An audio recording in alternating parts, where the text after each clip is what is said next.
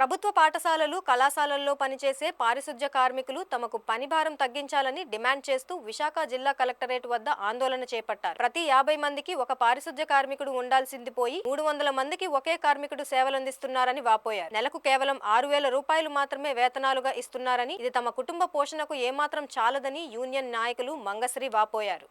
నా పేరు మంగశ్రీ, శానిటేషన్ వర్కర్కి అందరికీ జిల్లా అధ్యక్షురాలి.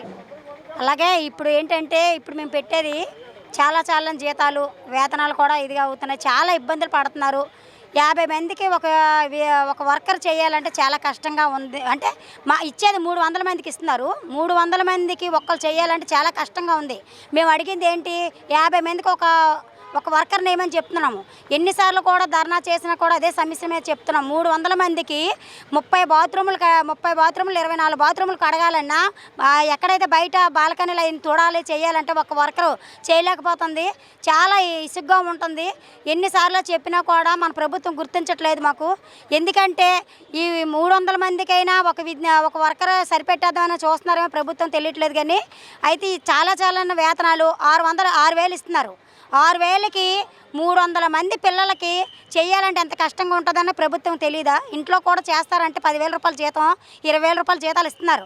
అలాంటిది ఇప్పుడు ఏంటంటే కాలు చేతులు శుభ్రంగా ఇప్పుడు ఈ యాసిడ్ ఏదైతే ఇస్తున్నారో యాసిడ్ ఇస్తున్నారు, అది కాలు చేతులు శుభ్రంగా పోతున్నాయి, తినేస్తున్నాయి కూడా. తినేస్తున్నాయి.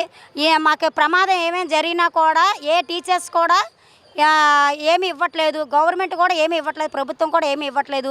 మా డబ్బులతో మేమే చేతులు బాగు చేసుకోవాలన్నా, కాలు బాగు చేసుకోవాలన్నా ఎంత చేసినా కొట్టే గొడ్డి సేకర అయిపోతుంది తప్ప మేము చాలా ఎంత ప్రాబ్లం పడుతున్నాము.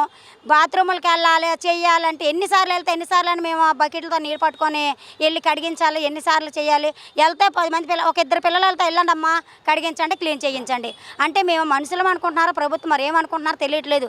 చాలా వేతనాలు ఇవి ఇచ్చామంటే కనీసం 10,000 రూపాయలు అడిగాము. మేమేం అడిగాము, 10,000 రూపాయలు వేతనం ఇవ్వండి, మాకు పని భారం పెరిగింది. 50 మంది ఎవరైతే విద్యార్థులు ఉన్నారో 50 మందికి ఒక శానిటేషన్ వర్కర్ని పెట్టండి అని కూడా మేము నిలదీసి అడిగాము. ప్రభుత్వం గుర్తించట్లేదు.